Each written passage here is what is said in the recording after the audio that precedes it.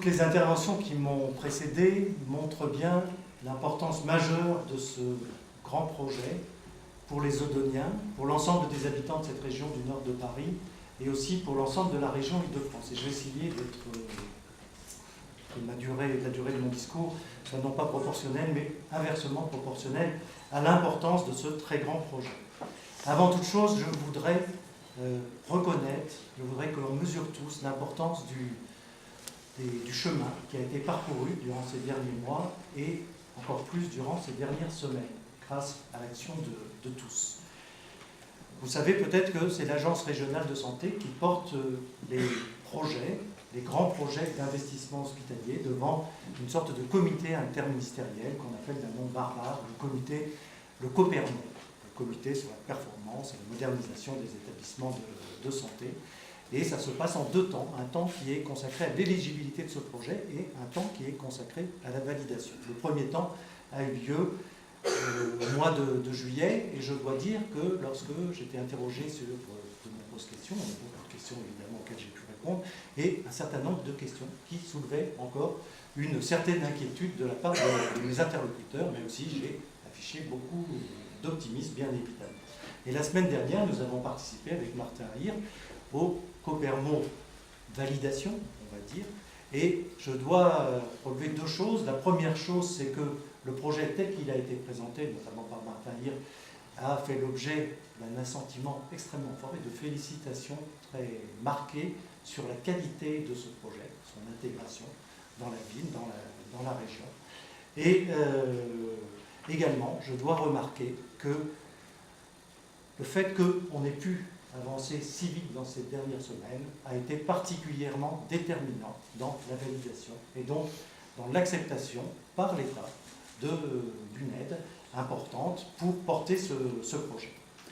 Voilà, donc je voudrais remercier très sincèrement tous les acteurs de cette discussion, de ce compromis qui a été réalisé.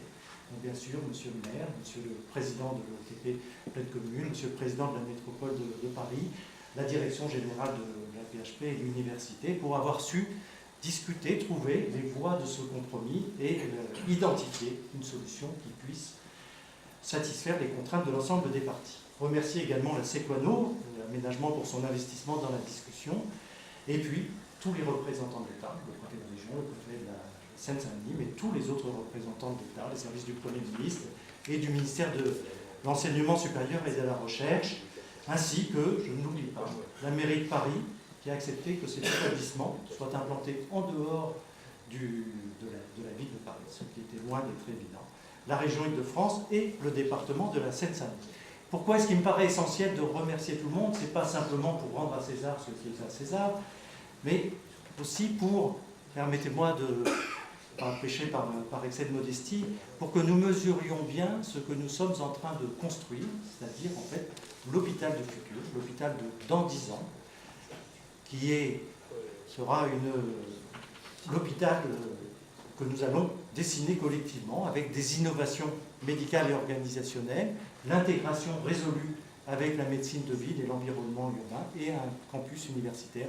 qui va fédérer la plus grande part des forces médicales et de recherche de ces deux hôpitaux.